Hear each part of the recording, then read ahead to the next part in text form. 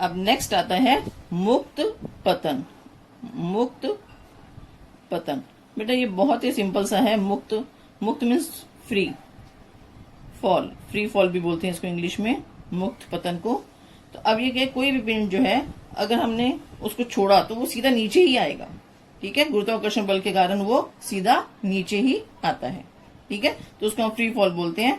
तो अब यहाँ पे ये देखो, इसमें किसी भी चीज को, जैसे ये मेरे हाथ में पकड़ा हुआ है ये पेन, तो मैंने इसको ऊपर की ओर धक्का किया, तो जब मैं इसको ऊपर की ओर करूंगी तो क्या होगा, थोड़ी देर तो ऊपर जाएगा और कुछ दूरी के ऊपर जाके ये वापस नीचे आ जाएगा।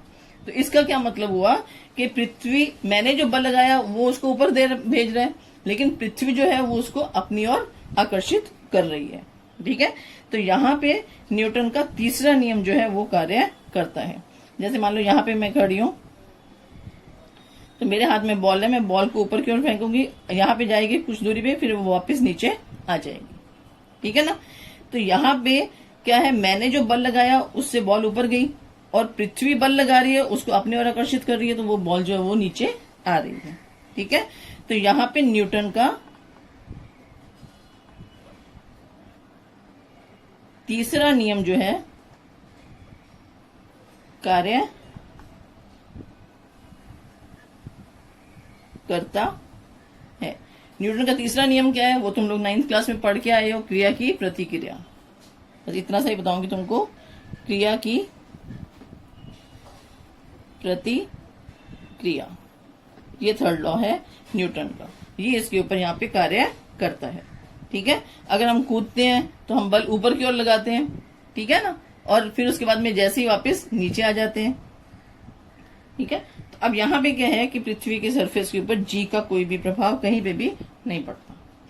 अब यहाँ पे तुम लोगों को एक तुमने सीखा था ये गुरुत्वाकर्षण की समीकरण, अपने पास में क्या थी, v is equal to U plus AT, ठीक है ना, v is equal to U plus eighty.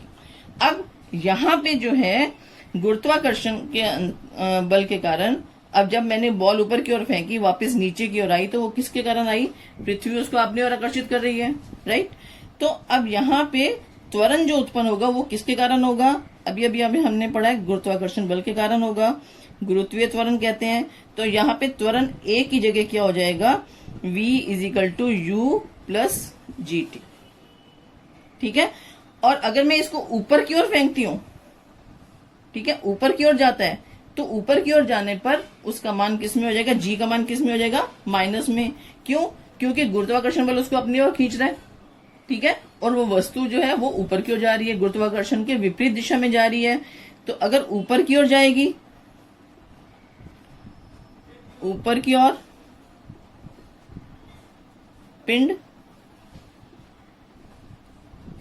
जाता है, तो अपना सूत्र क्या हो जाएगा, v is equal to U minus G T, ठीक है, u माइनस जी टी, ठीक है।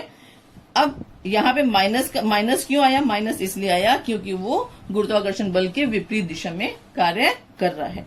और अगर गुरुत्वाकर्षण बल की दिशा में कार्य करेगा, नीचे की ओर आएगा, तो नीचे की ओर, तो उस वक्त अपने पास में ये वाला सूत्र आएगा, v is equal to U plus G T, ठीक है। इसलिए अब यहां से लेके विस्थापन, दूसरा विस्थापन है, विस्थापन को हम s से लिखते हैं, ठीक है, लेकिन यहाँ पे हम क्या लेंगे, इसकी हाइट लेंगे कि कितना ऊंचाई पे गया है। तो ये तो अपना था पहला समीकरण, जब ऊपर की ओर पिंड जाता है तो उसका पहला समीकरण क्या हो जाएगा, v is equal to U minus G T, ठीक है। फिर उसके बाद में दूसरा समीकरण क्या हो जाएगा, अपने पास में हाइट लेनी है, तो s की जगह हम क्या लिखेंगे, h is equal to U T minus half G T square, ठीक है। फिर उसके बाद में हम तीसरा समीकरण क्या लेंगे, v square is equal to 2gs, ठीक है। और अगर जब ऊपर जाने के बाद में जब पिंड नीचे की ओर गति करता है, गुरुत्वाकर्षण बल के कारण नीचे की ओर आता है, ठीक है, तो जब पिंड नीचे आता है तो सारी की सारी दूरियां जो है वो किस में हो जाएंगी, प्लस में हो जाएंगी।